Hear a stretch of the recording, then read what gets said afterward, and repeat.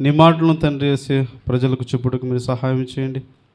దీని ద్వారా తండ్రి వాళ్ళ జీవితాల్లో ఒక నూతనమైన తన మార్పును మీరు కలిగించండి తండ్రి. నీకు అనేకమైన వందనాలు స్తోత్రాలు చెల్లిస్తున్నాం. చెప్పబోతున్న తండ్రి నాతో మీరు మాట్లాడండి. వింటున్నాక తండ్రి ప్రతి వారి హృదయంలో ఫలింపజేయుటకు మీరు నీళ్ళు కట్టి ఫలింపజేయుటకు మీరు సహాయం చేయమని వచ్చినాం తండ్రి. అవును తండ్రి యేసయ్య, ఇప్పుడు చెప్తుండగా ఆ నోటి మాటలను తొలగించి మీ మాటలు మా హృదయంలో ఉంచమని ప్రభు అయిన యేసుక్రీస్తు నామములో అడిగి వేడుకొనుచున్నాం తండ్రి. ఆమేన్. దేవునికి స్తోత్రం. అందరికీ వందనాలు. అందరూ ఒకసారి హల్లెలూయా చెప్తారా? హల్లెలూయా.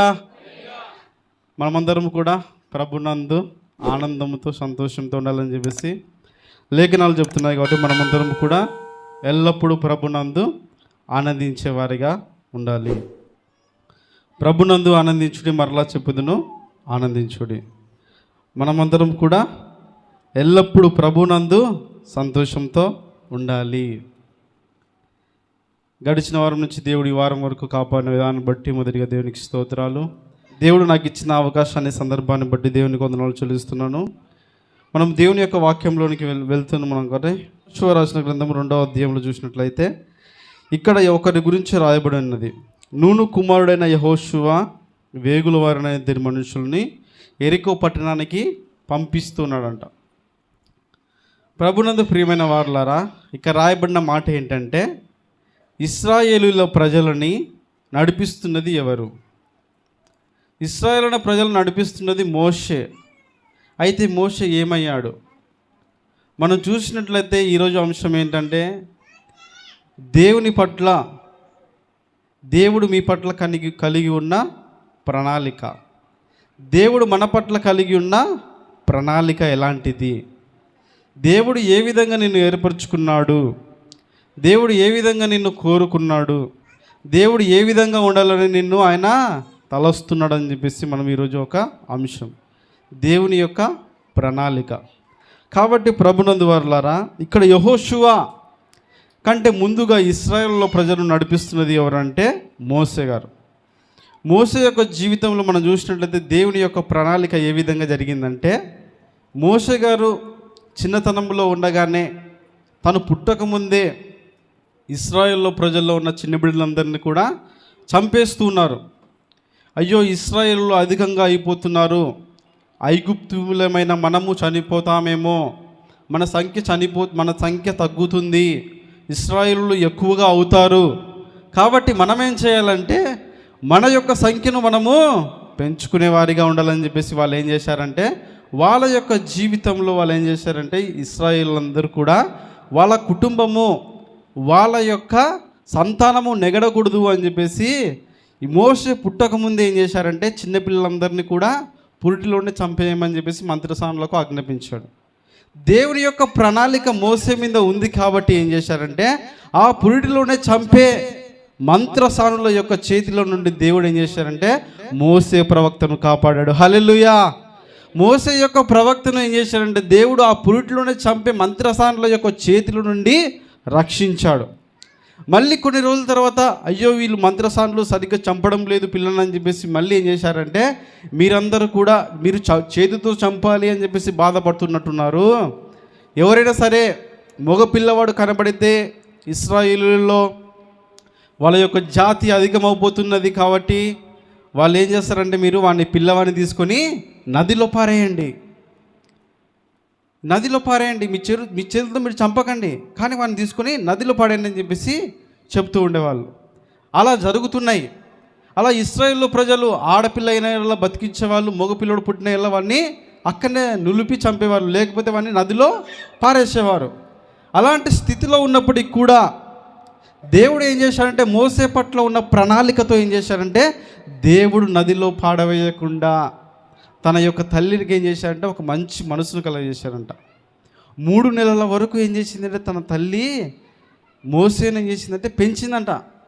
అయ్యో, ఇంత మంచి కుమారుడు నేను పాడేయలేను, అయ్యో వీను నేను ఎలాగైనా సరే కాపాడుకుంటానని చెప్పేసి ఆ తల్లి ఏం చేసిందంటే వాడిని పెంచుతుందంట. అయ్యో, నేను ఇంతకంటే ఎక్కువగా వీని నేను పెంచలేను, 3 నెలల వరకు నేను కాపాడుకుంటూ వచ్చానని చెప్పేసి ఏం చేసిందంటే తన తల్లి ఏం చేసిందంటే ఒక జమ్ము పెట్టెను తయారు చేసిందంట. ఒక జమ్ము పెట్టెను తయారు చేసి దానికి కీళ్ళు పూసి బంక పూసి మొత్తం నీళ్ళు రాకున్నట్టు ఆ పిల్లవాడిని తీసుకొని అక్కడ పెట్టేసింది, జమ్ముపెట్టెలో పెట్టేసింది.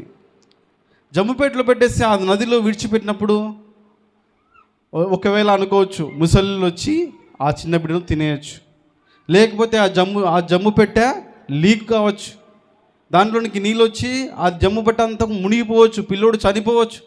కానీ దేవుని యొక్క ప్రణాళిక ఏంటంటే ఆ పిల్లవాడు ఐగుప్తి దేశం యొక్క రాజు యొక్క కుమార్తె చేతిలో పడాలి. హల్లెలూయా. కాబట్టి దేవుని యొక్క ప్రణాళిక కలిగిన మోసే ఏం చేశాడంటే చిన్నతనం నుంచి అనేకమైన ఆపదలు తప్పించుకుంటూ వచ్చాడు. దేవుడు తనకున్న ప్రణాళికను బట్టి అయ్యో పురుటిలోనే మంత్రసానుల చేత చనిపోవలసిన వాడు బతికాడు, అయ్యో అలాగే నదిలో పడి చనిపోవలసిన వాడు బతికాడు. అలా పెరుగుతూ వచ్చినప్పుడు మళ్ళీ ఏం చేశాడంటే మళ్ళీ ఒక ఐగుప్తీని కొడుతున్నప్పుడు తాను అతన్ని చంపి, ఒక వ్యక్తిని చంపి మట్టిలో పూడ్చిపెట్టేశాడంట. ఒక రాజుగా పెరుగుతున్న వ్యక్తి ఆ విధంగా ఉన్నప్పుడు ఏం చేశాడంటే అయ్యో నువ్వు బానిసను చంపేశావని చెప్పేసి అతను తరిమినారు. అతడు వేరే దేశానికి పారిపోయాడు. అక్కడ కూడా దేవుని యొక్క ప్రణాళిక మోసే జీవితంలో నెరవేరింది. మళ్ళీ దేవుడు మోసేని విడిచిపెట్టలే. మోసే నువ్వు ఇశ్రాయేల్లో ప్రజలను విడిపించేవారిలాగా కావాలి, నీవే ఇశ్రాయేల్లో ప్రజలను విడిపించాలని చెప్పేసి మళ్ళీ దేవుడు ఏం చేశాడంటే మళ్ళీ మోసేను పిలుస్తున్నాడంట.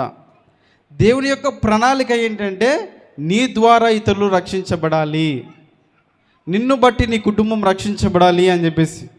కాబట్టి మోసే ఏం చేశాడంటే అయ్యా నేను ప్రభువా 4 మందిని కలవడని నిన్ను పోలేనయ్యా, ఎవరన్నా పంపించు, ఇంకా ఎవరన్నా చెప్పు, నీ సహాయం చేస్తా కానీ నేను పోలేనయ్యా అని చెప్పినాడు. అప్పుడు దేవుడు ఏమంటే మూగవానిగా చేసిన వాడు ఎవరు? నేనే కదా. మాటలు లేనివానిగా చేసింది ఎవరు? నేనే కదా. నేనే చెబుతున్నాను, నువ్వు వెళ్ళు అన్నప్పుడు మళ్ళీ దేవుని యొక్క ప్రణాళిక ఏం చేసిందంటే మోసేను నాయకునిగా నిలబెట్టింది. మోసే నాయకుడిగా తయారయ్యాడు. ఇశ్రాయేల్ ప్రజలందరినీ కూడా విడిపించాడు. ఐగుప్తు చెర నుండి అందరిని కూడా విడిపించి బానిస సంఖ్యలు తెంపి అనేకమైన 10 రకాలైన తెగులను వాళ్ళ మీద రప్పించి ఆ ఇశ్రాయేల్ ప్రజలందరినీ కూడా తీసుకుని వస్తున్నప్పుడు ఏమైపోయిందంటే ఎర్ర సముద్రం అడ్డొచ్చింది. చాలా విశాలమైన సముద్రం, అది పెద్ద సముద్రం.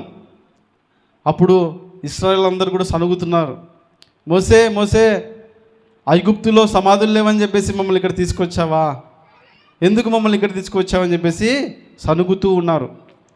అప్పుడు మోసే ఏం చేశాడు, దేవునికి ప్రార్థన చేసి ఆ ఎర్ర సముద్రాన్ని కూడా తీల్చినట్టుగా చూస్తున్నాం.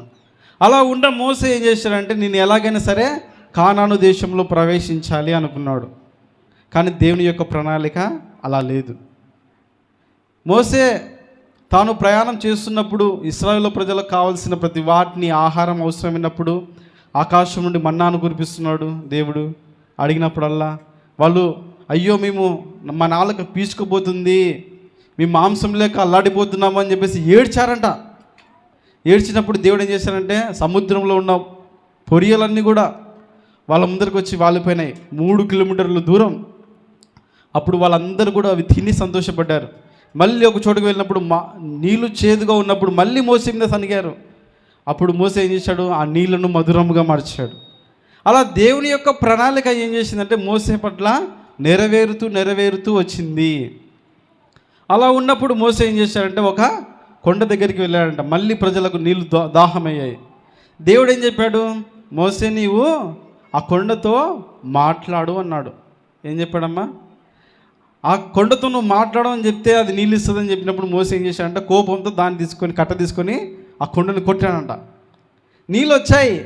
కానీ దేవుడు ఏం చేశాడంటే మోసే నేను చెప్పిన మాటను వినలే, కాబట్టి నేను నీకు చూపిస్తానన్న కానాను నీవు చేరవు.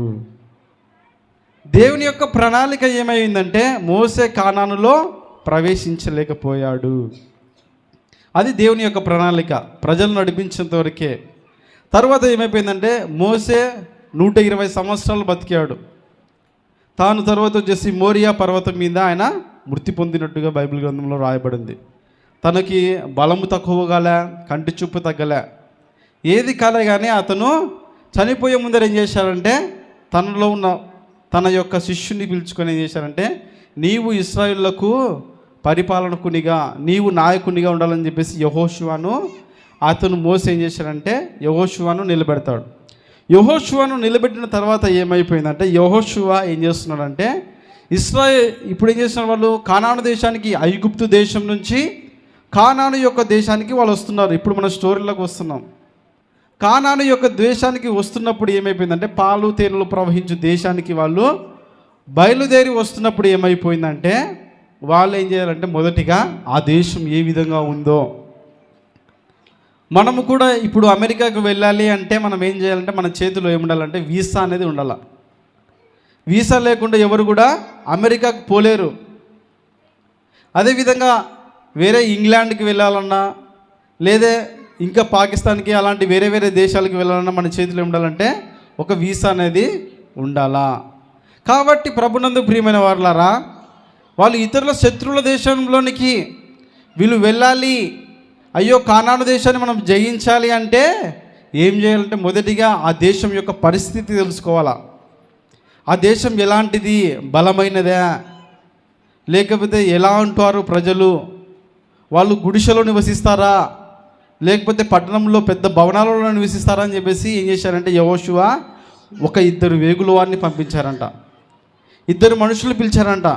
అరే బాబు మీరు 2 రండి అని చెప్పేసి పిలిచాడు. వాళ్ళ పేరు రాయలేదు, కానీ వాళ్ళ 2 మనుషులు పిలిచి ఏం చేశారంటే, మీ ఇద్దరు కూడా ఏం చేస్తారంటే యెరికో పట్టణంకి మీరు వెళ్ళండి, అక్కడ ఆ పట్టణం ఎలాంటిదో మీరు గమనించండి, దానిలో ప్రజలు ఏ విధంగా నివసిస్తున్నారు, దానిలో ప్రజలు ఏం తింటున్నారు, ఆ భూమి నిస్సారమైనదా సారమైనదా, దానిలో జలాలు ఉన్నాయా లేవా, దానిలో ఎలాంటి పరిస్థితి ఉందని చెప్పేసి కనుక్కోమని చెప్పేసి 2 వేగుల వారిని ఏం చేస్తారంటే పంపిస్తున్నాడంట.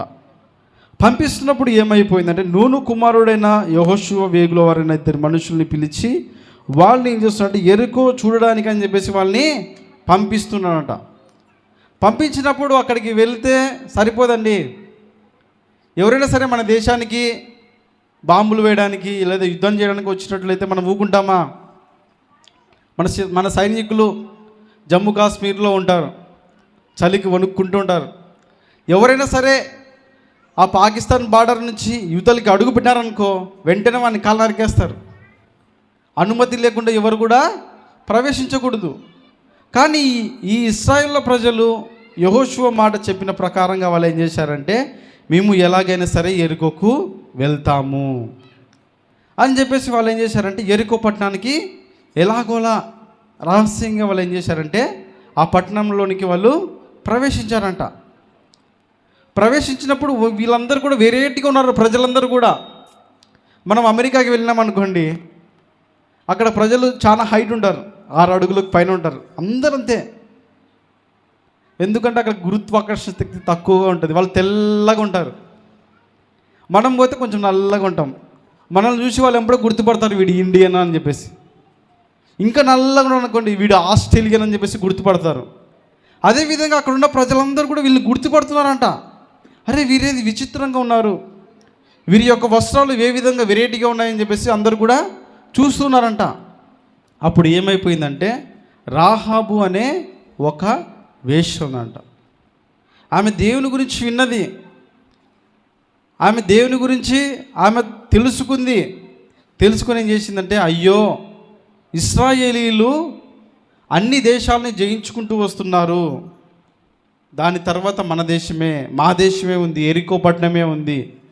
ఈ యెరికో పట్టణంలో మేము జీవించాలి అంటే ఆ ఇశ్రాయేలు ప్రజలను మేము ఎదురించలేము, కాబట్టి మేము వాళ్ళని కలుసుకుంటే బాగుంటుందని చెప్పేసి ఏం చేశారంటే, ఆ రాహాబు వేశ్య ఏం చేసిందంటే వేగుల వారిని చూసిందంట. అరే వీళ్ళిద్దరు మనుషులు వెరైటీగా ఉన్నారు అని చెప్పేసి వెంటనే ఏం చేసిందంటే ఆ 2 మనుషులను తీసుకొని తన ఇంటిలోనికి ఆహ్వానించిందంట. అయ్యా మీరు మా ఇంట్లోనికి రండి, అందరూ మీకు చూస్తున్నారు, మీరు మౌనంగా మా ఇంట్లోనికి రండి అని చెప్పేసి వాళ్ళిద్దరిని కూడా ఏం చేసిందంటే తన ఇంటిలోనికి ఆహ్వానించింది. అక్కడ మనం చూసినట్లయితే ఆమె చూస్తే అన్యురాలు, వీళ్ళు చూస్తే దేవుని నమ్మిన ప్రజలు. అయినప్పటికీ ఆమె ఏం చేస్తుందంటే దేవుణ్ణి అంగీకరించినట్టుగా, దేవుణ్ణి తెలుసుకున్నది కాబట్టి ఏం చేసిందంటే వారిని తన ఇంటిలోనికి ఆహ్వానిస్తుంది. ఈరోజు నీవు హృదయంలోనికి ఆహ్వానిస్తున్నావా? దేవుణ్ణి మన హృదయంలోనికి మనము ఆహ్వానిస్తున్నామా? దేవా, ప్రతి ఆదివారం నేను బైబిల్ పట్టుకుంటాను, చర్చికి వస్తాను, మళ్ళీ నిన్ను మందిరం దగ్గరనే విడిచిపెడతా, నా ఇంట్లోనికి నీకు ఆహ్వానం లేదు, నా ఇంటిలో పాటలు ఉండవు, మా ఇంటిలో అల్లరి ఉంటుంది, మా ఇంటిలో గొడవలు ఉంటాయి, నీవు మందిరం దగ్గర విడిచిపెడతాను, మళ్ళీ ఇక్కడనే ఉండు, మళ్ళీ ఆదివారం వస్తా, మళ్ళీ అప్పుడు నిన్ను తీసుకుంటా అని చెప్పేసి అంటారు. కానీ ఆ రాహాబు అనే స్త్రీ వేశ్య ఏం చేసిందంటే వెంటనే అయ్యో వీళ్ళు దేవుని నమ్మిన ప్రజల్లాగా ఉండాలని చెప్పేసి వెంటనే వాళ్ళని ఏం చేసిందంటే తన ఇంటిలోనికి చేర్చుకుంది. ప్రకటన గ్రంథంలో ఉంటుంది, ప్రకటన గ్రంథం 3వ అధ్యాయము 20వ వచనంలో, ఇదిగో నేను తలుపు నొద్ద, చదవండి ఎవరినొకరు, ప్రకటన 3:20, ప్రకటన 3:20, ఇదిగో నేను తలుపు నొద్ద నిలుచుండి తట్టుచున్నాను, ఎవడైనను నా స్వరము విని తలుపు తీసిన ఎడల నేను అతనితో వచ్చి అతనితో నేనును, నాతో కూడా అతడును భోజనము చేయును. హల్లెలూయా. దేవుడు మన హృదయం దగ్గర నిలుచుండి ఆయన తడుతూ ఉన్నారంట ఆయన. ఎవరైతే నా స్వరం విని వాళ్ళ యొక్క హృదయాలు తెరుస్తారో నేను ఏం చేస్తానంటే వాళ్ళ యొక్క హృదయంలో నేను నివాసము చేస్తాను అని చెప్పేసి. అలాగే ఈ రాహాబు అనే స్త్రీ కూడా ఏం చేసిందంటే వేగుల వారిని తన ఇంటిలోనికి ఆహ్వానించుకుంది. అయ్యా మీరు మా ఇంటిలోనికి రండి అని చెప్పేసి. తర్వాత ఏం చేస్తుందంటే అక్కడ చదివినట్లయితే ఇంకొక వచనం రాయబడింది, 11వ వచనం చదవండి, 11వ వచనం. యెహోషువ 2:11, మేము వినినప్పుడు మా గుండెలు కరిగిపోయెను. చాలు. ఇక్కడ ఏమైపోయిందంటే ఆ వేశ్య అయిన స్త్రీ ఏం చేస్తుందంటే దేవుని యొక్క ప్రజలను చేర్చుకున్న తరువాత దేవుని యొక్క మాటలు వింటుందంట. అయ్యా ఇశ్రాయేలులారా, మీ దేవుడైన యెహోవా గురించి మేము విన్నాము, ఆయన భూమికిని పైనున్న ఆకాశమునకును కింద ఉన్న భూమికిని దేవుడై ఉన్నాడు. అది ఆమెకి ఎవరు చెప్పలే మాటల్లో, ఆమె తెలుసుకుంది ఆ విధంగా. కాబట్టి ప్రభునందు వారలారా, మనం కూడా ఏం చేయాలంటే దేవుని మన హృదయంలోనికి ఆహ్వానించిన తరువాత దేవుని ప్రజలను, ఇశ్రాయేలు ప్రజలను ఏం చేసింది ఆ స్త్రీ తన ఇంటిలోనికి ఆహ్వానించిన తర్వాత తన ఇంట్లో ఉన్న పాపపు క్రియలన్నింటినీ కూడా ఆ స్త్రీ విడిచిపెట్టింది. నా హృదయం కరిగిపోయినది, నేను ఒకప్పుడు పాపాత్మురాలుగా ఉన్నాను, అయ్యో దేవుడు నా స్థితిని చూశాడు, అయ్యో దేవుడు నన్ను ఎన్నుకున్నాడు, కాబట్టి మీరు నా ఇంట్లోనికి వచ్చారు, నా హృదయము కరిగిపోయినది, భూమికిని ఆకాశమునకు దేవుడైనా వాడిని మీరు దేవునిగా ఎన్నుకున్నారు. అప్పుడు ఏం చేశారంటే వాళ్ళందరూ కూడా, ఇశ్రాయేలు ఇద్దరు కూడా వేగుల వారు ఏం చేశారంటే ఆమెను చూస్తున్నారంట. అమ్మా నీకు ఇన్ని విషయాలు ఎవరు చెప్పారు, నీకు ఇవన్నీ కూడా ఎవరు తెలియజేశారని చెప్పేసి అడుగుతూ ఉన్నారు.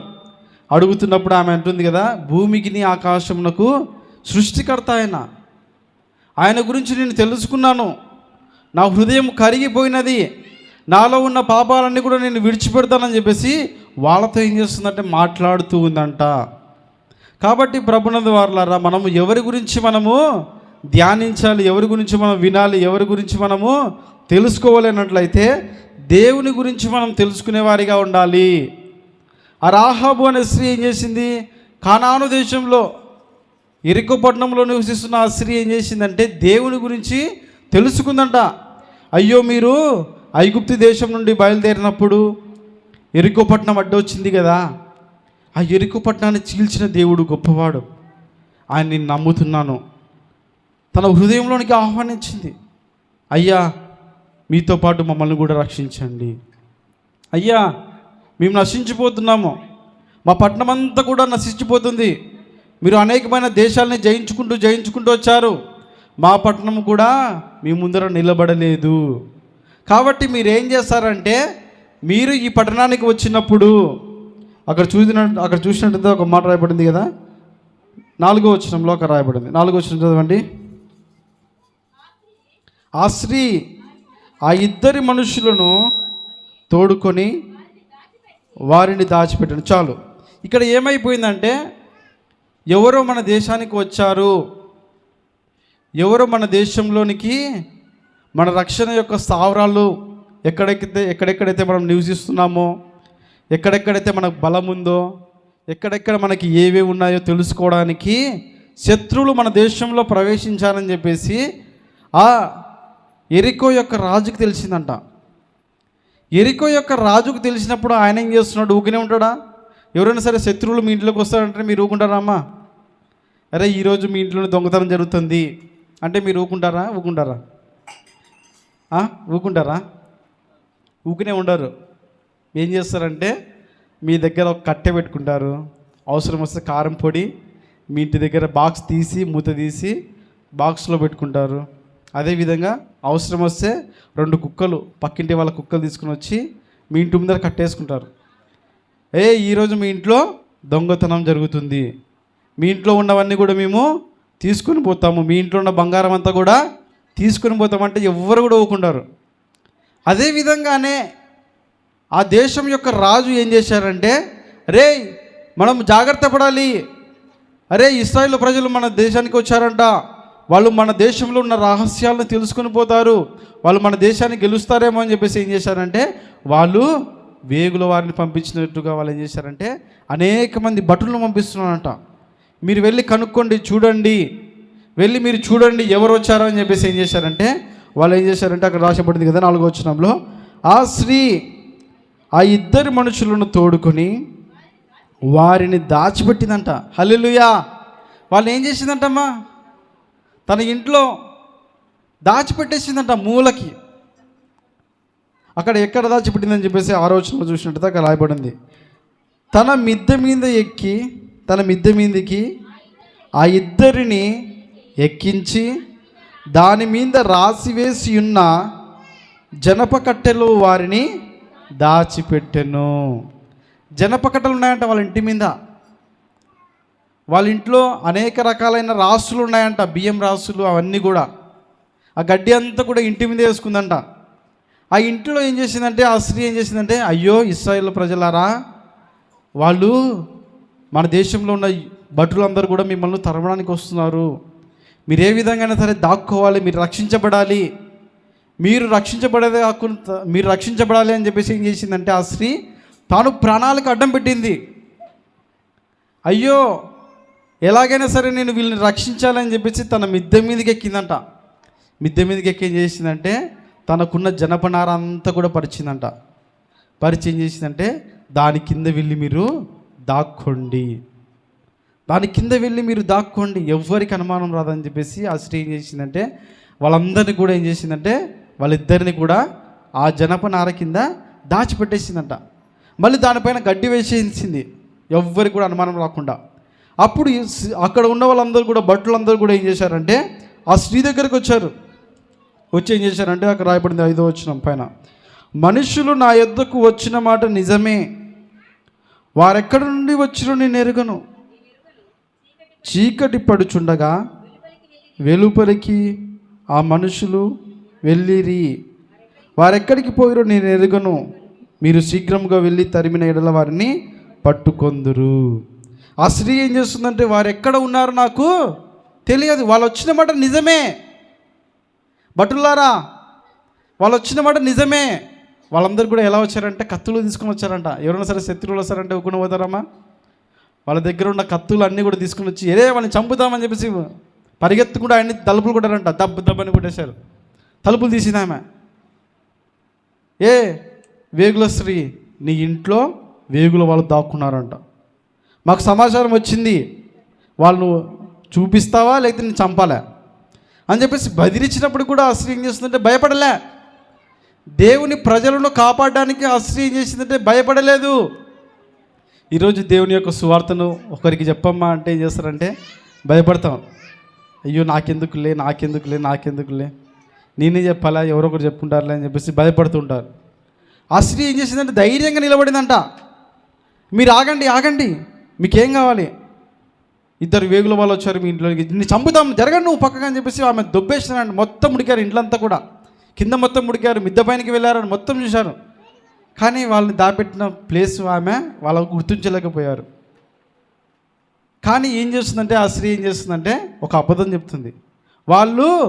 ఇప్పుడే వాళ్ళు బయలుదేరి వెళ్ళిపోయారు. ఒక విచిత్రమైన ఆలోచన చేసింది ఆ స్త్రీ. వాళ్ళు ఇప్పుడే బయలుదేరారు, శీఘ్రముగా మీరు తరిమిన యెడల వాళ్ళని పట్టుకుంటారు. ఒక చిన్న ఎగ్జాంపుల్ చెప్తాను. మన దేశానికి ఎవరు అగస్టిన్ అనే వ్యక్తి వచ్చాడు కదా, అలాగే అనేక మంది మన దేశాన్ని నాశనం చేయడానికి, అలాగే యూదుల్ని చంపడానికి అని చెప్పేసి అనేక మంది ఏం చేశారంటే మన దేశంలో ఉన్న వేరే దేశంలో ఉన్న యూదుల్ని చంపడానికి అని చెప్పేసి చాలామంది ప్రయత్నం చేశారు. అలా విధంగా అనేక మందిని చంపడానికి వచ్చిన యూదుల్ని ఒకవేళ మీరుంటే ఆ ప్రాంతంలో మీరున్నారు, మీ ఇంట్లో ఉంది, ఇద్దరు యూదులు వచ్చారు, అమ్మ మనకు కొంచెం ప్లేస్ ఇవ్వండి, మమ్మల్ని చంపడానికి వస్తున్నారు, మాకు కొద్దిగా సహాయం చేయండి అని చెప్పేసి అడిగారు అనుకోండి, మనం ఏం చేస్తామమ్మా, రండి అని చెప్పేసి ఆహ్వానిస్తాం. మన ఇంట్లోనికి వచ్చి వాళ్ళు దాక్కున్న తర్వాత వాళ్ళు ఏం చేస్తారంటే వాళ్ళందరూ పోలీసులు అందరూ కూడా వచ్చి గన్ను నీ మీద పెడతారు. వాళ్ళు ఏం తప్పు చేయలే, వాళ్ళు నువ్వు చంపడానికనే వస్తున్నారు కాబట్టి ఏం చేశారంటే గన్నుని తీసుకొని నీ మీద పెట్టారు. నీవు వాళ్ళ యొక్క అడ్రస్ చెప్తావా లేకపోతే నేను చంపాలే అని చెప్పేసి అన్నప్పుడు నువ్వేం చేస్తావమ్మా, అదిగో అక్కడ దాక్కున్నా చూడు వాళ్ళే అని చెప్పేసి నీ ప్రాణాన్ని నువ్వు కాపాడుకోవడానికి ఏం చేస్తావంటే దేవుని నమ్మిన ప్రజలను నీవు పట్టిస్తావు. కానీ ఆ స్త్రీ ఏం చేసిందంటే నా ప్రాణాలు పోయినా సరే నేను వాళ్ళను కాపాడుతాను అని చెప్పేసి దేవుని యొక్క ప్రజల పట్ల ఆమెకున్న ప్రేమను ఆమె కనపరిచింది. కాబట్టి ఏమైపోయిందంటే ఆ స్త్రీ ఏం చేసిందంటే వాళ్ళిద్దరిని వేగుల వారిని కూడా ఆమె కాపాడినట్టుగా చూస్తున్నాం. కాపాడిన తర్వాత వాళ్ళు ఏం చేస్తున్నారంటే వాళ్ళు ఇంకా రాత్రి అయింది, అందరు కూడా వాళ్ళు తిరిగి వెళ్ళిపోతున్నారు. అయ్యో ఈ ఇంట్లో లేరు, ఇంకా ఎక్కడికి వెళ్ళారు అని చెప్పేసి పరిగెత్తుకుంటా అయ్యో అక్కడ తలుపు వేస్తున్నారు అక్కడికి వెళ్ళారేమో అని చెప్పేసి వాళ్ళు పరిగెత్తుకుంటా గవిని దగ్గరికి వాళ్ళు పరిగెత్తుకుంటూ వెళ్ళారంట. వెళ్ళినప్పుడు అప్పుడు ఏం చేస్తుందంటే ఆ స్త్రీ చూసినట్లయితే 4వ వచనంలో ఒక రాయబడింది, 4వ వచనం 12వ వచనం, అయ్యలారా నేను మీకు ఉపకారము చేసి తిని గనుక మీరును నా తండ్రి ఇంటి వారికి ఉపకారము చేసి నాకు నిజమైన ఆనవాళ్ళను ఇచ్చి నా తండ్రియు నా తల్లియు నా అన్నదమ్ములను నా అక్క చెల్లెలను వారికి కలిగి ఉన్న వారందరినీ చావకుండా బ్రతుకనిచ్చి రక్షించున్నట్టుగా దయచేసి యెహోవా తోడని ప్రమాణము చేయమనెను. అయ్యలారా అయ్యా మిమ్మల్ని నేను రక్షించాను, వాళ్ళు వేగుల వారు అందరూ కూడా మిమ్మల్ని దాపెట్టాను, నేను నా ప్రాణాలకు అడ్డేసి నేను మిమ్మల్ని రక్షించాను కదా. మీరు ఈ దేశం మీదకి యుద్ధాన్ని చేయడానికి వచ్చేటప్పుడు, మీరు మా దేశాన్ని స్వాధీనం చేసుకునేటప్పుడు ఏం చేస్తారంటే నన్ను జ్ఞాపకం చేసుకోండి, నేను మీకు సహాయం చేశాను, మీరు నాకేం చేశారంటే నా ఇంటి వారిని మీరు రక్షించండి, నా ఇంటి వారిని మీరు రక్షించండి, నా ఇంట్లో ఉన్న మా నాన్నను రక్షించండి, అదేవిధంగా నన్ను బట్టి నా తల్లిని రక్షించండి, నన్ను బట్టి నా భార్యను రక్షించండి, నన్ను బట్టి నా కుటుంబాన్ని రక్షించండి, నన్ను బట్టి నా అన్నదమ్ములను, నన్ను బట్టి నా అక్క చెల్లెలను రక్షించమని చెప్పేసి ఆమె ఏం చేస్తుందంటే వేడుకుంటుందంట.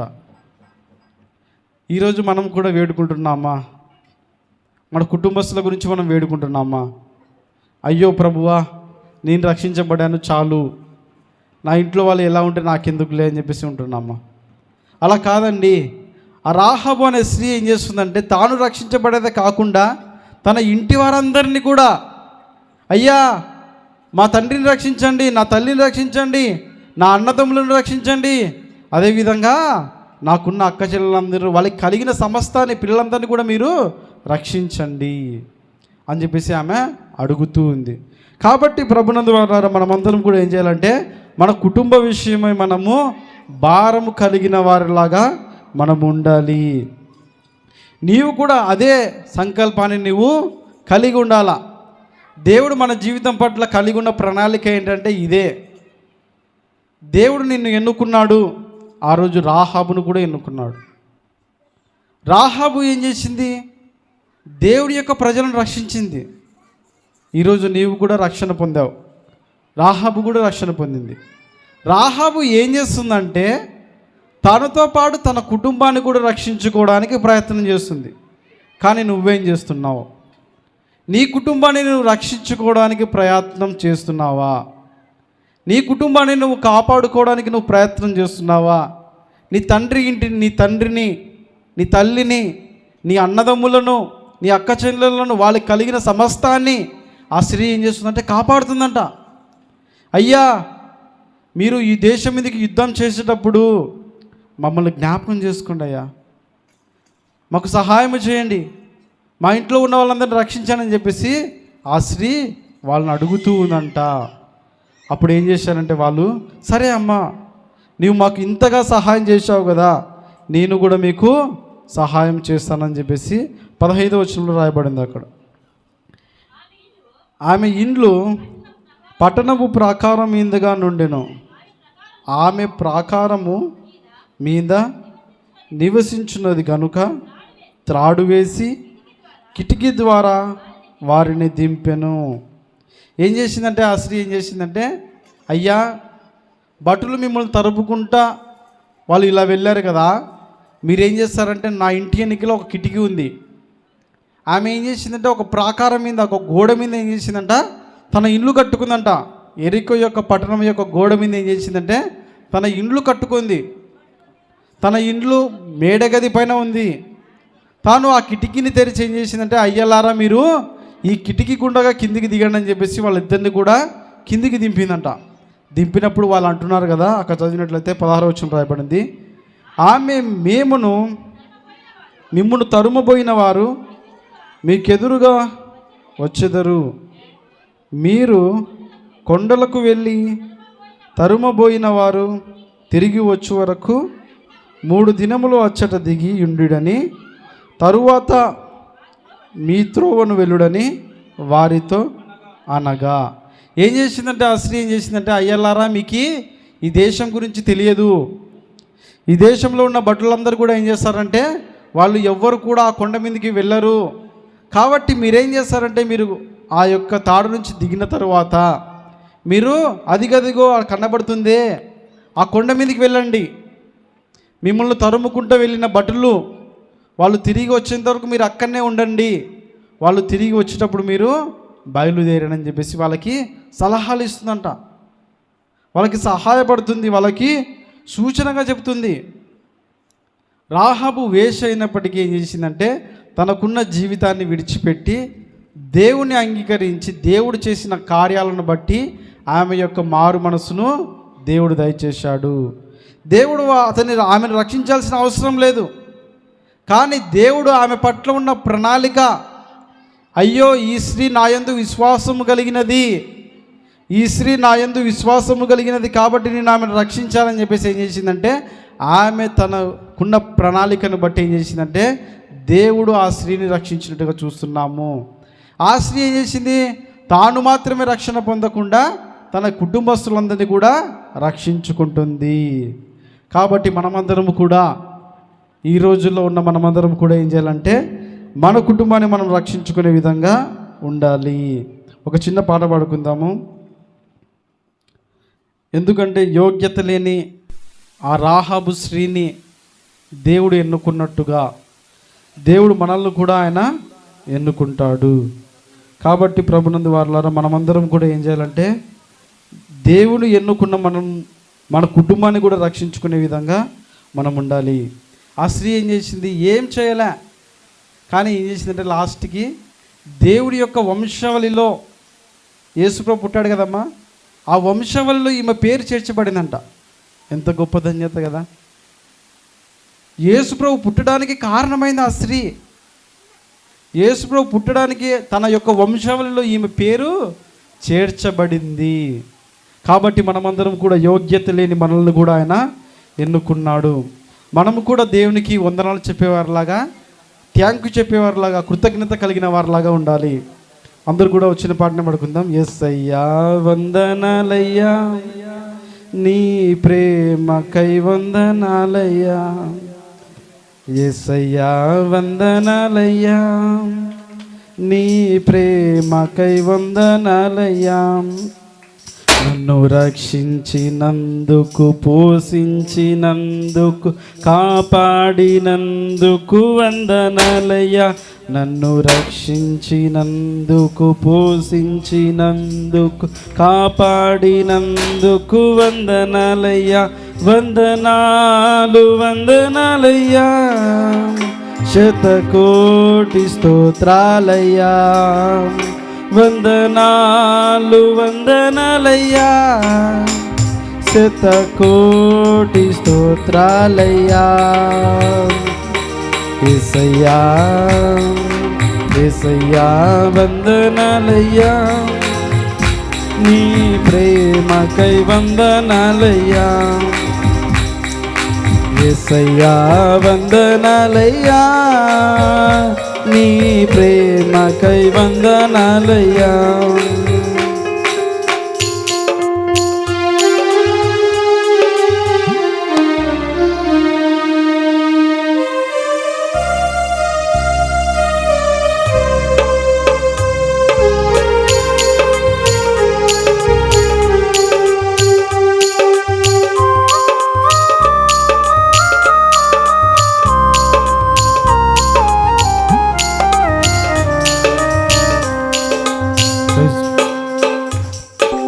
కృపచేత నన్ను రక్షించినందుకు వేలాది వందనాలయ్యా, నీ దయచేత శిక్షను తప్పించినందుకు కోట్లాది స్తోత్రాలయ్యా, నీ కృపచేత నన్ను రక్షించినందుకు వేలాది వందనాలయ్యా,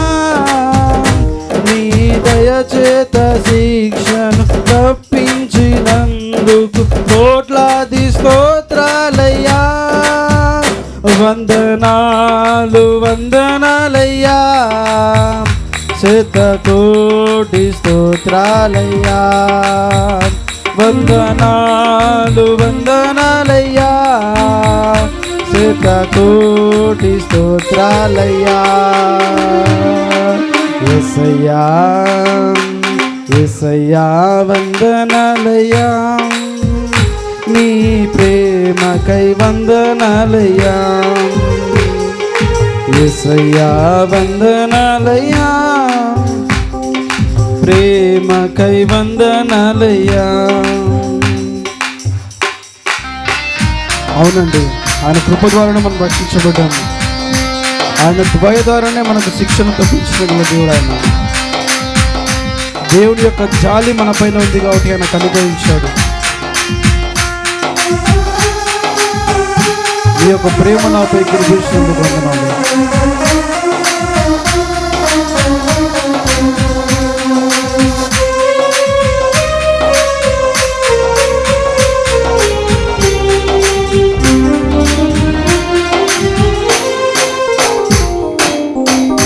నీ జాలిని నాపై కనపరచినందుకు వేలాది వందనాలయ్యా, నీ ప్రేమను నాపై కురిపించినందుకు కోట్లాది స్తోత్రాలయ్యా, నీ జాలిని నాపై కనపరచినందుకు వేలాది వందనాలయ్యా, నీ ప్రేమ నాపై చూపించినందుకు కోట్లాది స్తోత్రాలయ్యా,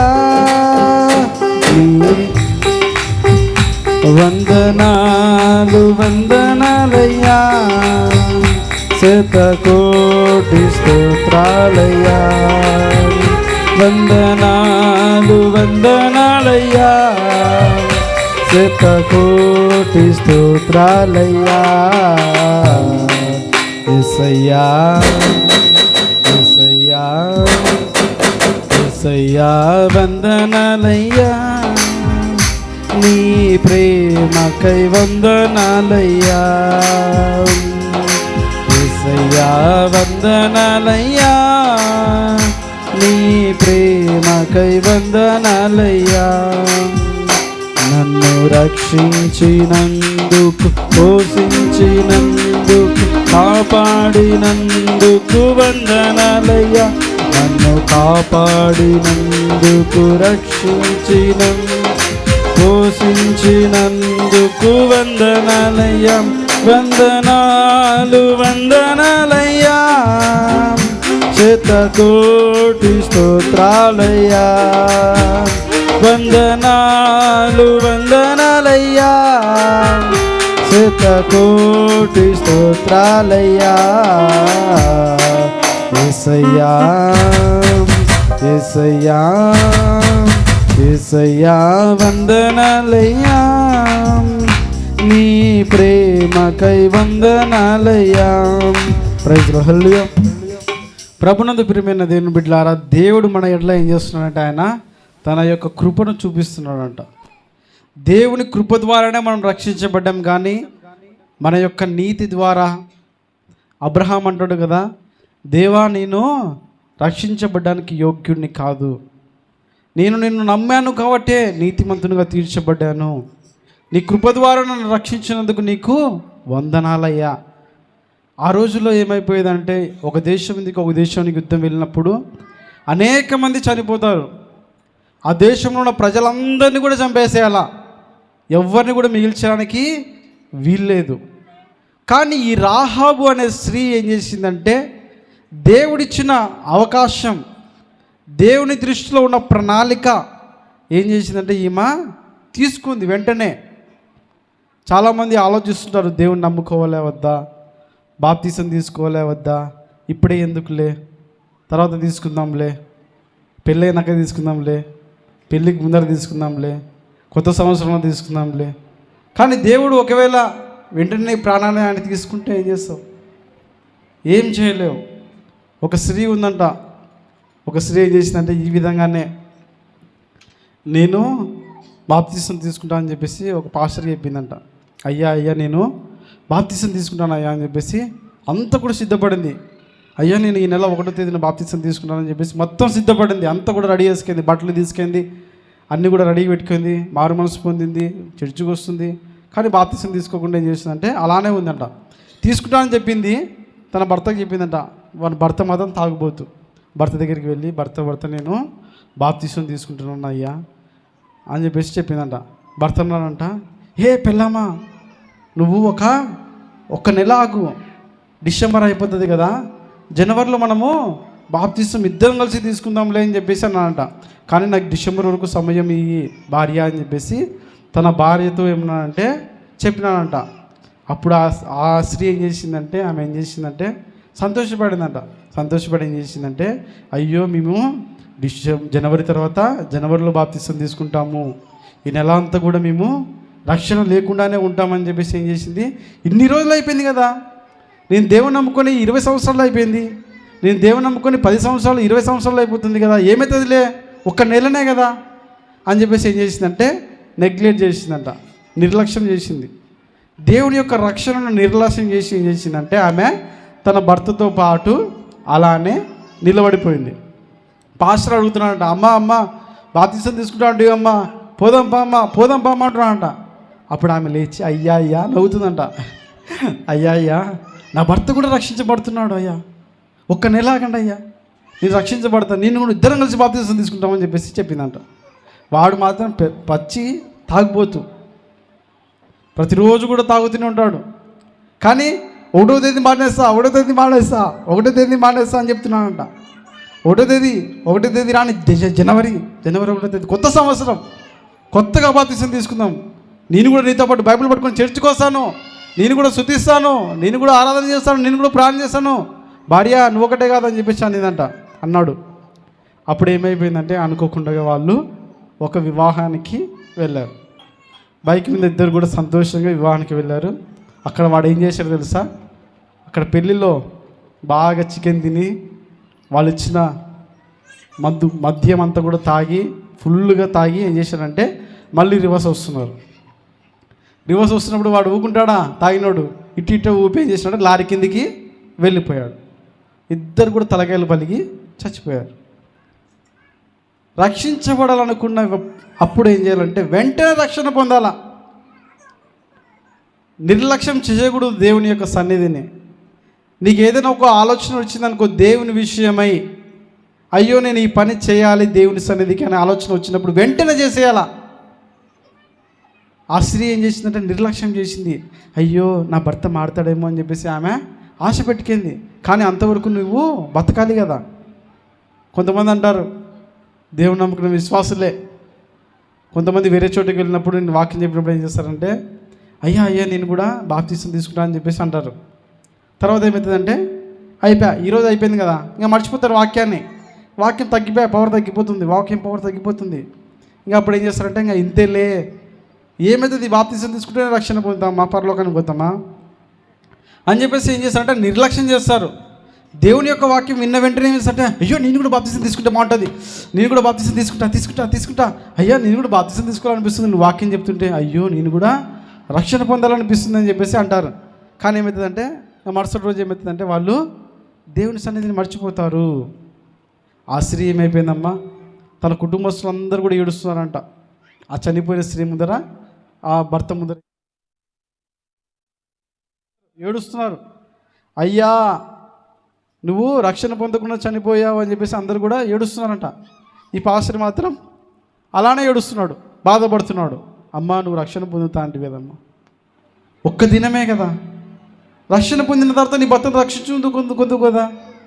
నీ భర్త ఇద్దరు కలిసి రక్షణ పొందాలా, అతను తాగుబోతుంది తెలియదా నీకు? అమ్మా ఇప్పుడు నీకు ఏ విధంగా ప్రార్థన చేయాలా, ఏ విధంగా నేను భూస్థాపన చేయాలని చెప్పేసి ఆ పాస్టర్ బాధపడుతున్నాడంట. అయ్యో ఎంత ఘోరం జరిగిపోయింది. ఆనాడు నపుంసకుడు కూడా రథం మీద వెళ్తున్నప్పుడు ఏమైపోయిందమ్మా, దేవుని యొక్క మాటలు అర్థం కాలేదంట ఆయనకి. అప్పుడు వెళ్ళినప్పుడు ఏమైపోయిందంటే వెంటనే నేను కూడా మారు మనసు పొందుతాను, నేను కూడా రక్షణ పొందుతానని చెప్పేసి వెంటనే అక్కడ కనబడిన నీళ్ళలో ఏం చేశాడు, రక్షణ పొందాడు ఆ నపుంసకుడు. అదేవిధంగా నేను కూడా రక్షణ పొందాలి. ఆ రోజు ఆ స్త్రీని రక్షించడానికి, ఈ రాహాబు అనే స్త్రీని రక్షించడానికి దేవుని యొక్క ప్రణాళిక ఎలాంటిదంటే అది ఉన్నతమైన ప్రణాళిక, అది ఎంతో గొప్పది. ఈరోజు నేను కూడా రక్షించబడ్డామంటే మన మంచితనం కాదు, మన యొక్క నీతి కాదు, కానీ దేవుని యొక్క కృప ద్వారానే మనము రక్షించబడ్డాము. కాబట్టి నేను కూడా ఏం చేయాలంటే మన ద్వారా మన కుటుంబస్తులందరినీ కూడా మనము రక్షించుకునే విధంగా ఉండాలి. ఆ రాహాబు తర్వాత ఏం చేసిందంటే తన ఇంటి వారందరినీ కూడా రక్షించమని చెప్పి అడుగుతుంది. రాహాబు తన కుటుంబస్తులందరినీ కూడా రక్షించమని అడుగుతుంది. అప్పుడు ఈ వేగుల వారు ఏం చేశారంటే అమ్మ ఈ పట్టణం చుట్టూ అనేకమైన ఇండ్లు ఉన్నాయి, వీటిని నీ ఇండ్లు గుర్తుపట్టాలంటే మేము గుర్తుపట్టలేము, మేము నీకు ఒక ఆనవాళ్ళు ఇస్తాము, మేము నీకు ఒక గుర్తు ఇస్తాము, దాన్ని నువ్వేం చేసుకో అంటే నీ ఇంటి కిటికీకి నువ్వు కట్టి వేసుకో అని చెప్పేసి చెప్పినానంట. అక్కడ రాయబడింది కదా 22వ వచనంలో. 21వ వచనం చదవండి, 2వ అధ్యాయం 21వ వచనం. అందుకు ఆమె మీ మాట చొప్పున జరుగునుగాక అని చెప్పి వారు వెళ్ళిన తరువాత ఆమె ఆ తొగరు దారమును కిటికీకి కట్టెను. చాలు, వెంటనే అంట వాళ్ళు వెళ్ళిన వెంటనే ఏం చేసిందంటే ఆ స్త్రీ వాళ్ళు దిగిన కిటికీకి ఏం చేసిందంటే ఒక ఎర్రని దారమును కట్టిందంట. వాళ్ళు చెప్పారు అమ్మ నేను మీ ఇల్లును గుర్తుపట్టలేము, ఇక్కడ అనేకమైన ఇండ్లు ఉన్నాయి, వీటిలో నీ ఇల్లు మేము గుర్తుపట్టలేమమ్మా అని చెప్పేసి ఏం చేశారంటే నీ ఇంటి కిటికీకి మమ్మల్ని దింపావు కదా, ఆ కిటికీకి నువ్వేం చేస్తావంటే ఒక ఎర్రని దారమును కట్టు. ఆ ఎర్రని దారమును మేము చూసినప్పుడు ఇది రాహాబు ఇండ్లే, ఇది మమ్మల్ని రక్షించిన రాహాబు ఇండ్లే, మేము ఈ ఇంట్లో వాళ్ళని ఏమి చేయమని చెప్పేసి మేము ఆ ఇంట్లో ఉన్న వాళ్ళందరినీ కూడా రక్షిస్తామని చెప్పేసి వాళ్ళు ఏం చేస్తారంటే ఆమెకు మాట ఇస్తారు. మాట ఇచ్చిన తర్వాత ఏమైపోయిందంటే 6వ అధ్యాయము తర్వాత వాళ్ళందరూ కూడా ఇశ్రాయేల్ అందరూ కూడా ఆ దేశం మీదకి యుద్ధానికి వచ్చినప్పుడు ఏం జరిగిందో మనం చూద్దాం.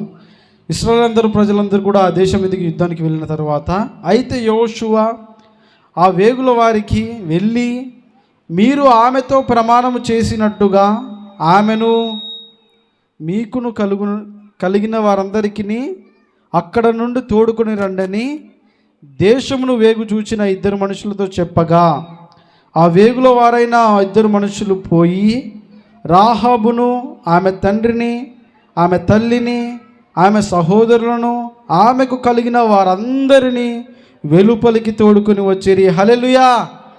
వాళ్ళందరూ కూడా రక్షించబడారండి. అక్కడ ఉన్న ప్రజలందరినీ కూడా ఏం చేస్తున్నారంటే, అయ్యో ఆ దేశము మాకు విరోధంగా ఉంది అని చెప్పేసి ఇశ్రాయేలు ప్రజలందరూ కూడా ఏం చేశారంటే ఆ యెరికో పట్టణం మీదకి వెళ్ళారు. ఆ యెరికో పట్టణం మీదకి వెళ్ళినప్పుడు ఏం చేశారంటే దాని ప్రాకారములు కూల్చివేశారంట. దాని ప్రాకారములు కూల్చివేయబడిన తర్వాత ఆ పట్టణంలో ఉన్న ప్రతి వారిని కూడా, చిన్నవాళ్ళు మొదలుకొని పెద్దవారి వరకు అందరినీ కూడా ఏం చేశారంటే చంపేశారు. గొర్రెల్ని చంపేశారు, మేకల్ని అన్నిటిని కూడా చంపేశారు. చంపేసిన తర్వాత ఏమైపోయిందంటే వాళ్ళు ఆలోచన చేస్తున్నారంట, అయ్యో మనము ఆ ఇంటిని రక్షించాలా. ఆ ఇండ్లు ఎవరిదంటే రాహాబుది. రాహాబు మాకు ప్రమాణం చేయించుకుంది, నీవు వచ్చినప్పుడు మమ్మల్ని రక్షించమని ప్రమాణం చేయించుకుంది కాబట్టి నేను ఆ ఇంటిని రక్షిస్తామని చెప్పేసి ఏం చేశారంటే వాళ్ళందరూ కూడా వెళ్ళి ఆ ఇంట్లో ఉన్న పిల్లలందరినీ కూడా రక్షించారంట. ఆ ఇంట్లో ఉన్న తన తండ్రిని రక్షించారు, తన తల్లిని, అలాగే తన కుమారులను అందరినీ కూడా ఏం చేసిందంటే ఆ రాహాబు అనే స్త్రీ రక్షించుకుంది. రక్షించుకున్న తర్వాత వాళ్ళు ఏం చేశారంటే రక్షించుకొని వాళ్ళు కూడా ఇశ్రాయేలు ప్రజల్లో చేర్చబడ్డారు. చేర్చబడిన తర్వాత 24వ వచనం చూసినట్లయితే, అప్పుడు వారు ఆ పట్టణమును దానిలో నుండి సమస్తమును అగ్ని చేత కాల్చివేసిరి. ఇంకా ఆ పట్టణంలో ఏది కూడా మిగలలే అంట. ఆ యెరికో పట్టణంలో ఏది కూడా మిగలకుండా ఏం చేశారంటే సమస్తాన్ని కూడా కాల్చివేసేశారు. కానీ ఈ రాహాబు ఇంటిని మాత్రము వాళ్ళు ఏం చేశారంటే రక్షించారు. కాబట్టి మనం కూడా రక్షించబడిన మనము మన కుటుంబాన్ని మనము రక్షించుకునే విధంగా మనం ఉండాలి. ఇప్పుడు ప్రభునందు ప్రియమైన వారులారా, మీరు కూడా మీ కుటుంబాన్ని మీరు రక్షించుకుంటున్నారా? ఇప్పుడు మనం చూసినట్టయితే మన పిల్లల్ని మనం బడి పంపిస్తాం కదమ్మా, అందరూ కూడా జాగ్రత్తగా అండి. మన పిల్లల్ని మనం బడి పంపిస్తాం కదా, టీచర్గాన మన పిల్లల్ని కొట్టిందనుకో, టీచర్గాన మన పిల్లలకి వాతలు పెట్టిందనుకో, మనం ఏం చేస్తాం? పిల్లల తల్లిదండ్రులు ఏం చేస్తారు? టీచరు పిల్లల్ని కొట్టింది, వాతలు పడినాయి లావుగా, అప్పుడు తల్లిదండ్రులు ఏం చేస్తారు? పరిగెత్తుకుంటూ పోతారు, స్కూల్ ముందర నిలబడతారు. నిలబడి ప్రిన్సిపాల్ రావాలన్నప్పటికి బయటికి రావాలా, ప్రిన్సిపాల్ టీచర్ కొట్టిన టీచర్ బయటికి రావాలా, నీకు ఎంత ధైర్యం ఉంటే నా పిల్లల్ని కొడతావు? ఏం తప్పు చేసింది మా పాప, ఏం తప్పు చేశాడు నా కొడుకు, ఏం తప్పు చేసింది అంత గట్టి కొట్టిన, వాతలు పడ్డాయి అని చెప్పేసి ఏం చేస్తారంటే తల్లిదండ్రులు టీచర్లను అడుస్తారు. మేము చదువుకునేటప్పుడు ఏమైనాయంటే ఇలాంటివి లేవు. మేము చదువుకునేటప్పుడు హైకోర్టులో ఇలాంటి స్టేలు లేవు, కానీ ఇప్పుడు వచ్చింది కొత్తగా. ఎవరైనా సరే స్కూల్కి వెళ్ళే పిల్లల్ని టీచర్ కొట్టినట్లయితే వాళ్ళని జైల్లో వేస్తారు. ఇంతకుముందు లేదు, నేను చదువుకునేటప్పుడు మా హిందీ టీచర్ ఉండేది, ఏం చేసేదంటే చెయ్యి తిప్పి అరే నీకు హిందీ రావురా, సరిగా రావని చెప్పేసి కొట్టేది. అప్పుడు నేనేం చేస్తుండే, అయ్యో హుషారవుతుంది, అరే చదువుకోవాలని చెప్పేసి హుషారవుతుంది. కానీ ఈ రోజులో ఏమైపోయింది, మా ఇంగ్లీష్ సార్ ఉండేవాడు, ఆ సార్ కూడా బాగా కొట్టేవాడు నాకు ఇంగ్లీష్ సరిగ్గా రాదని చెప్పేసి. అప్పుడు నేనేం చేసేవాడిని, మధ్యాహ్నం బెల్లు కొడతారు కదా అన్నం తినడానికి అని చెప్పేసి బెల్లు కొడతారు. అన్నం తిని వెంటనే ఎగ్జామ్ రాయాలడా, ఒక 10 పదాలు నేర్చుకుని ఇంగ్లీష్ సార్ చెప్తాడు, 10 పదాలు నువ్వు రాయాలి ఈరోజు, రే బాబు లేకపోతే నీకు తండ్రులు పడతాయి. మధ్యాహ్నం తిన్న తర్వాత ఎవరన్నా పిల్లలు ఆడుకుని పోతారు కదమ్మా. మా ఇంగ్లీష్ సార్ ఎందుకు అట్లా కష్టం పెట్టినాడు నాకు, అందరికీ, నాకు ఒకటే కదా, మా క్లాస్లో అందరికి కూడా, అరే మీకు ఇంగ్లీష్ సరిగ్గా రాదు కాబట్టి మీరు రోజు ఒక 5 పదాలు నేర్చుకుంటారా, అన్నం తింటారు కదా, ఇంకా టైం ఉంటుంది కదా 10 నిమిషాలు వచ్చాడు కూర్చొని ఎగ్జామ్ 10 పదాలు రాయండి. మీరు రోజు 5 పదాలు రాసినట్లయితే 10 రోజులు 100 పదాలు అవుతాయి. తర్వాత మీరు బాగుంటారు అని చెప్పేసి ఆయన ఏం చేశాడంటే మాకు నేర్పించాడు. ఒకరోజు నేను రాయలే, అప్పుడు ఏం చేస్తే తెలుసు మా సారు పిలిచినాడు, అరే ఎందుకు రాయలేరా నువ్వు అని చెప్పేసి, నీకు భయం ఉండాలంటే నీకు తన్ను పడాలని చెప్పేసి బాగా కొట్టేవాడు. అప్పటి నుంచి నేను ప్రతిరోజు కూడా వెళ్ళి రాసేవాడిని. కానీ ఈ రోజుల్లో పరిస్థితి ఎలా ఉందంటే, తన పిల్లవాడు ఏ విధంగానైనా తిరగని, తన పిల్లవాడు ఎంతసేపు అయినా సెల్ ఫోన్ చూడని, తన కుమారుడు ఏ విధంగానైనా తిట్టని, తన కుమారుడు ఏ విధంగానైనా సరే వీడియోలు చేయని, తన కుమారుడు తన కుమార్తె ఏ విధంగానైనా సరే తిరగని, నాకు సంబంధం లేదు, వాడు బాగుంటే చాలు, వాడు సంతోషంగా ఉంటే చాలు, నా కంట్లో మీద సంతోషంగా కనబడితే చాలు, వాడు నవ్వుతే చాలు, బతికినా బతుకుతాం. నీ కుమారుని ద్వారా నువ్వు ఏడుస్తావు. దేవుడు అంటున్నాడు కదా, బెత్తం వాడని తండ్రి ఏం చేస్తాడంట, కుమారునికి విరోధం అవుతాడంట. మా నాన్న కూడా కొట్టేవాడు ఏదైనా తప్పు చేసినప్పుడు, ఏదైనా చేయరాని పనులు చేసినప్పుడు. మా అమ్మ కూడా కొట్టేది. కాబట్టి ఎందుకు మేము లోబడ్డామంటే, దేవుని యొక్క ఆజ్ఞకు మనము లోబడేవారిగా ఉండాలండి. వాళ్ళు కొట్టినప్పుడు మనం అర్థం చేసుకోవాలా, అయ్యో మా తల్లిదండ్రులు మా గురించి కొడుతున్నారు కదా, అయ్యో నేను సెల్ ఫోన్ వాడకూడదు కదా, ఈ సెల్ ఫోన్ వల్ల ఏమొస్తుంది, నాకు ఏమి రాదు కదా అని చెప్పేసి దాన్ని పక్కకు పడేయాలా. దీనివల్ల నాకు ఏమొస్తుంది, ఈ పుస్తకాలు చదివితే నాకు జ్ఞానం వస్తుంది కదా అని చెప్పేసి పుస్తకాలు చదవాలా. వాడు 10th క్లాస్ అయింది కూడా వానికి సరిగ్గా పదాలు రావు, వాడు 7th class 8th class 9th class పెరుగుతూనే ఉంటారు, కానీ మనకి చదువు రాకుండా పోతుంది. ఎందుకంటే వాళ్ళకి తరడానికి టీచర్లకు అర్హత లేదు. కొడితే మళ్ళీ మీరు పోతారు, తల్లిదండ్రులు పోతారు, నా పాపని ఎట్లా కొట్టినావు నువ్వు, మొన్న జరిగింది కదా. అదేవిధంగా ఎవరైనా సరే కొట్టినారనుకో వాళ్ళు తిట్టేస్తారు, ఇంకా వాళ్ళని మళ్ళీ జాబ్లో నుంచి పీకేపిస్తారు. కాబట్టి భయపడతారు. కానీ చైనా దేశంలో ఏ విధంగా ఉందంటే, చైనా దేశంలో ఇప్పటికి కూడా ఏ విధంగా ఉందంటే, తమ యొక్క పిల్లలని ఒక 4 సంవత్సరాలు 3 సంవత్సరాలు వచ్చిన వెంటనే ఏం చేస్తారంటే, వాళ్ళు ప్రిపరేషన్ రూమ్కి పంపిస్తారు, వాళ్ళని ఎక్సర్సైజ్ చేయడానికి పంపిస్తారు, వాళ్ళని ప్రత్యేకంగా శిక్షణ గదులకు వాళ్ళు పంపిస్తారు, వాళ్ళ యొక్క ఎముకలను విరుస్తారు, వాళ్ళ యొక్క కాళ్ళను సాగదీశారు, వాళ్ళ యొక్క చేతులను వంపుతారు. ఎందుకంటే మా దేశానికి అనేకమైన మెడళ్ళు రావాలా, మా దేశంలో అనేకమైన ఛాంపియన్లు లేయాలా, మా దేశంలో అనేక మంది గొప్పవాళ్ళు కావాలంటే నేను ఇప్పుడు పిల్లవాళ్ళని వంచాలా. ఒక చెట్టు అడ్డంగా విరిగింది అనుకోండి, దాన్ని మనం ఏం చేయాలా, ఇట్లా విరిగింది సొట్టగా, అది ఏదో ఒక రోజున దారికి అడ్డంగా వస్తుంది, అది నరకేలా. కాబట్టి నువ్వేం చేయాలంటే, దాన్ని చిన్నగా ఉన్నప్పుడు ఏం చేయాలి, దాన్ని చక్కగా చేయాలా. చక్కగా చేసినట్లయితే అది చక్కగా విరుగుతుంది, అప్పుడు దానివల్ల నువ్వు సంతోషపడతావు. ఆ చైనా దేశంలో ఏం చేశారంటే, చిన్న చిన్న పిల్లల్ని వాళ్ళ ఎముకలు ఇరిగిపోతుంటాయి, ఒక్కొక్కసారి ఇరిగిపోయినా కూడా తల్లిదండ్రులు ఏమన్నారు, బాగా జరిగిందిలేరా, నువ్వు దీనివల్ల నేర్చుకుంటావు, దీనివల్ల నువ్వు నేర్చుకుని ఏం చేస్తావంటే నువ్వు దేశానికి మెడలు సాధిస్తావు, తల్లిదండ్రులకు గౌరవకారణంగా ఉంటావు, గిన్నిస్ బుక్ వరల్డ్ రికార్డులో ఎక్కుతావు అని చెప్పేసి తల్లిదండ్రులు ఏం చేస్తారంటే వాళ్ళని అలానే పంపిస్తారు. కానీ మన దగ్గర మాత్రం సెల్ ఫోన్లు ఉంటే చాలు, నాకు ఈ బాధ తగ్గితే చాలు, వాళ్ళు ఏడవకుండా ఉంటే చాలు, వాడు అన్నం తింటే చాలు, సెల్ ఫోనే. కాబట్టి ప్రభునందు వారలారా, మన యొక్క పిల్లల్ని మనం ఏం చేయాలంటే వాళ్ళను క్రమశిక్షణలో పెంచేవారిగా మనం ఉండాలి. ఆ రాహాబు స్త్రీ ఏ విధంగా అయితే తన కుటుంబాన్ని రక్షించుకుందో, దేవుడు నీ పట్ల కూడా ఒక ప్రణాళికను కలిగి ఉన్నాడు. ఆయన నీ పట్ల కూడా ఆయన ఒక ప్రణాళికను కలిగి ఉన్నాడు. నీ ద్వారా నీ కుటుంబాన్ని రక్షించుకోవడానికి దేవుడు ఎందుకే నీకు ఆ భర్తని ఇచ్చినాడు తెలుసా? నీకు అందరు కూడా జాగ్రత్తగానమ్మా, దేవుడు నీకు ఎందుకు నీ మాట వినని భర్తనే ఇచ్చినాడు, దేవుడు ఎందుకు నీకు మాట వినని భార్యనే ఇచ్చినాడు, దేవుడు ఎందుకు నీకు మాట వినని పిల్లల్నే ఇచ్చినాడంటే నీవు వాళ్ళని మార్చుకోవాలా. రాహాబు స్త్రీ కూడా అనేది, అయ్యో ఈ పిల్లల్ని నేను ఏ విధంగా పెంచాలని చెప్పేసి వాళ్ళందరినీ కూడా పోగు చేసింది. అరే రండిరా పిల్లలారా, మనం అందరం కూడా ఇంట్లోనే రక్షించబడతాము, నాన్న చిన్నాన్న పెద్దనాన్న వాళ్ళందరినీ కూడా రక్షించుకుంది. ఎందుకంటే ఆమె దేవుని యొక్క జ్ఞానాన్ని సంపాదించుకుంది. దేవుడు ఎందుకని నీకు ఆ భర్తని ఇచ్చినాడు తెలుసా? నువ్వైతేనే రక్షించుకోగలవు నా భర్తనే, నువ్వైతేనే ఆ వ్యక్తిని రక్షించుకోగలవు, నువ్వైతేనే నీ భార్యని రక్షించుకోగలవు, నీవైతేనే. ఎందుకు నీకు ఆ కుమారుడు ఇచ్చాడు తెలుసా? దేవుడు నీవైతేనే వాణ్ణి సక్రమంగా పెంచగలవు, కాబట్టి దేవుడు ఏం చేశాడంటే నీకు కుమారులను ఇచ్చినాడు. వేరే వాళ్ళకి ఇవ్వలే ఆ కుమారుని. నీలాంటి కుమారుడు ఎవరికైనా ఉన్నాడా? ఎవరికి లేడు. నీలాంటి భర్త ఎవరికైనా ఉన్నాడా? లేడు. ఎందుకంటే నీవు మాత్రమే గుణవతి అయిన భార్య తన ఇండ్లు కట్టునంట. జ్ఞానవంతురాలు తన ఇండ్లు కట్టును. జ్ఞానము కలిగిన రాహాబు ఏం చేసిందంటే తన ఇంటిని బాగుగా కట్టుకుందంట. మనము కూడా ఏం చేయాలంటే మన ఇంట్లో ఉన్న మన కుటుంబస్తుల్ని ఏ విధంగా ఉన్నారు, వాళ్ళ నడవడిక, వాళ్ళ యొక్క తలంపులు ఏ విధంగా ఉన్నాయి, వాళ్ళు నడుస్తున్న నడవడిక ఏ విధంగా ఉంది, మనం గమనించే విధంగా ఉండాలా.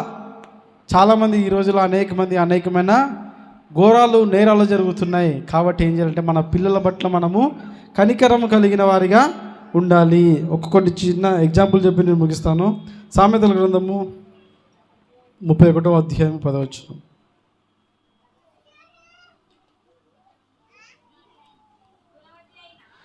గుణవతి అయిన భార్య దొరుకుట అరుదు, అట్టిది ముత్యము కంటే అమూల్యమైనదంట. హల్లెలూయా. ఎవరికైతే మంచి భార్య ఉంటుందో వాళ్ళు ఎలాంటి వాళ్ళు అంటే వాళ్ళు ధన్యులంట. దేవుడు ఎందుకు నీకు ఆ భాగ్యం ఇచ్చాడంటే, దేవుడు నీకు ఎందుకు ఆ బాధ్యతను ఆ విధంగా నీకు ఇచ్చాడు అంటే నీవు నీ కుమారులను నీవు పెంచుకోగలుగుతావు. అలాగే 27వ వచనం చదవండి. 31:27. ఆమె తన ఇంటి వారి నడతలను బాగుగా కనిపెట్టును, పని చేయకుండా ఆమె భోజనము చేయదు. ఆమె ఏం చేస్తుందంట? తన ఇంటి వారి నడతలు కనిపెడుతుందంట. అయ్యో నా భర్త ఎందుకు ఇలా ఉన్నాడు, ఇతను నేను ఏ విధంగా రక్షించుకోగలను, ఇతను నేను ఏ విధంగా శాంతపరచగలను. కోపంతో ఉన్నాడు అనుకోండి, ఇంకా కోపం లేపకూడదు. కొంతమంది గయ్యాలు ఉంటారు, ఏం చేస్తుంటే గట్టిగా వస్తుంటారు. భర్త ఎక్కడెక్కడో తిరిగి వచ్చింటాడా, అప్పుడు ఏం చేస్తారంటే వీళ్ళు కూడా అన్నం పెట్టే కాడ తిను, నాకు అద్దామంటే ఇద్దేలా తేలా అని చెప్పేసి వీళ్ళు కూడా అడుస్తారు. అప్పుడు అతనికి ఏం చేస్తుంది? కోపం వస్తుంది. కాబట్టి కోపం తెచ్చేవారిలాగా మనం ఉండకూడదు, కానీ ఏం చేయాలంటే వాళ్ళను శాంతపరిచేవారిలాగా మనము ఉండాలి. ఆమె తన ఇంటి వారి నడతలు బాగుగా కనిపెట్టునంట. దేవుడు స్త్రీలకు చెప్తున్నాడు. ఇక్కడ అంతమంది స్త్రీలు ఉన్నారు కానీ పురుషులు మాత్రం చాలా తక్కువగా ఉన్నారు. ఎందుకంటే వాళ్ళు తమ ఇంటి వారి నడతలు కనిపెట్టడం లేదు. తన ఇంటి వారి నడతలు, అయ్యో మా భర్త రాలేదు ఈరోజు, అయ్యో మా యొక్క ఆయన రాలేదు, మా పిల్లలు రాలేదు ఈరోజు, వాళ్ళని కూడా నేను తొలకొస్తానని చెప్పేసి దేవుని యొక్క ఆలయానికి మనము వాళ్ళని తీసుకొచ్చే విధంగా మనం ఉండాలి. 21వ వచనం చదువుదాం. 21వ వచనం. తన ఇంటి వారికి చలి తగులునని భయపడదు. ఆమె ఇంటి వారందరూ రక్తవర్ణ వస్త్రమును ధరించిన వారు. హల్లెలూయా.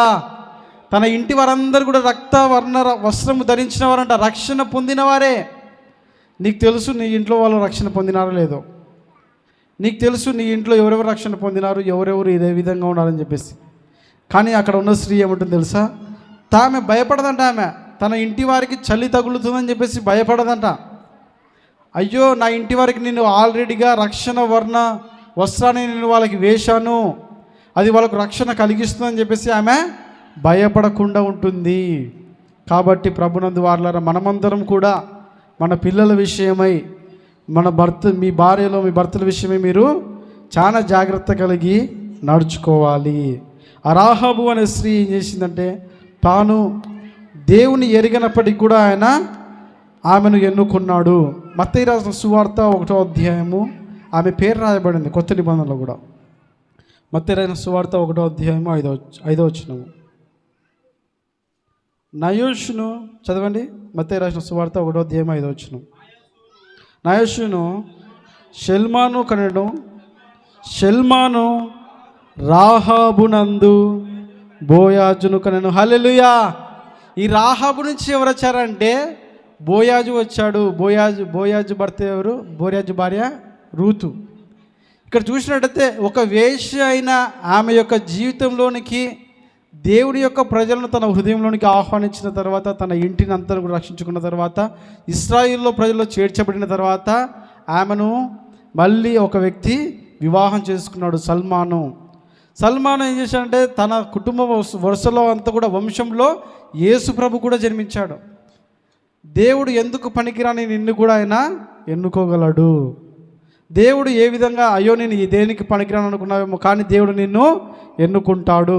ఏ విధంగా అయితే రాహాబును దేవుడు ఎన్నుకున్నాడో, రాహాబు నుంచి యేసు ప్రభు వంశావళి వచ్చింది. రాహాబు ఇక్కడ చూసినట్టయితే 5వ వచనంలో రాయబడింది, రాహాబు నందు బోయాజు ద్వారా అలాగే స్త్రీలందరూ కూడా తర్వాత ఏం చేస్తారంటే మరియ ద్వారా యేసు ప్రభు కూడా వచ్చాడు. యేసు ప్రభు యొక్క వంశావళిలో ఆమె పేరు రాయబడింది. యేసు ప్రభు యొక్క ధన్యమైన స్త్రీలలో ఆమె యొక్క పేరు రాయబడింది. అయ్యో ఒక అన్యురాలైన పేరు ఆమె జీవితంలో ఒక బైబిల్ గ్రంథంలో రాయబడి ఉంది. ఈరోజు నీ పేరు కూడా పరలోక రాజ్యంలో రాయబడాలి అంటే నీవు కూడా యేసుని నీ సొంత రక్షకునిగా నువ్వు అంగీకరించాలి. దేవుడు యేసు ప్రభు సిలువలో చేసిన కార్యాలను జ్ఞాపకం చేసుకోవాలి. దేవుడు తాను సిలువలో నీ కొరకి కార్చిన రక్తాన్ని, ఆయన యొక్క శ్రమలను జ్ఞాపకం చేసుకుని నీ కుటుంబాన్ని రక్షించుకున్నట్లయితే, రాహాబు ఏ విధంగా అయితే తన కుటుంబాన్ని రక్షించుకుంది, అలాగే తన కుటుంబాన్ని అంతా కూడా ఏ విధంగా అయితే తాను కాపాడుకుందో, బైబిల్ గ్రంథంలో తన పేరును రాయించుకుంది, అదేవిధంగా నీవు కూడా పరలోక రాజ్యంలో నీ పేరు రాయబడుతుంది. హల్లెలూయా. పరలోక రాజ్యంలో నీ పేరు ఉండాలందరూ హల్లెలూయా చెప్పండి. హల్లెలూయా. పరలోక రాజ్యంలో నీ పేరు ఉండాలంటే నువ్వేం చేయాలంటే దేవుడు నీ పట్ల ఒక ప్రణాళిక కలిగి ఉన్నాడు. ఆ ప్రణాళిక నువ్వు గ్రహించాలా. మొదటిగా నువ్వు దేవుని ఆహ్వానించాలా. మనం ముగింపులోనికి వచ్చాము. ఒకసారి ముగింపు మాటలు చెప్పుకొని మనం ముగించుకుంటాము. దేవుడు ఏ విధంగా అయితే మోసే పట్ల తన ప్రణాళికను కలిగి ఉన్నాడో, అదేవిధంగా రాహాబు పట్ల కూడా కలిగి ఉన్నాడు. రాహాబు ఒక అన్యురాలైనప్పటికీ కూడా దేవుడు ఆమెను రక్షించాడు. ఆమె పట్ల ఒక ప్రణాళిక ఉంది. ఆమె ఏం చేసింది, తాను మాత్రమే రక్షణ పొందకుండా తన ఇంటి వారందరినీ కూడా రక్షించుకున్నట్టుగా మనం చూస్తున్నాము.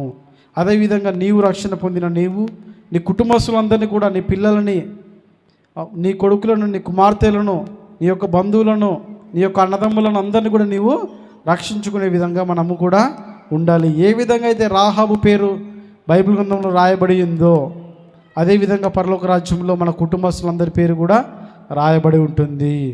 దేవుడు చిన్న మాటలు దీవించునుగాక. ఆమేన్. అందరు కూడా మోకరించినట్లయితే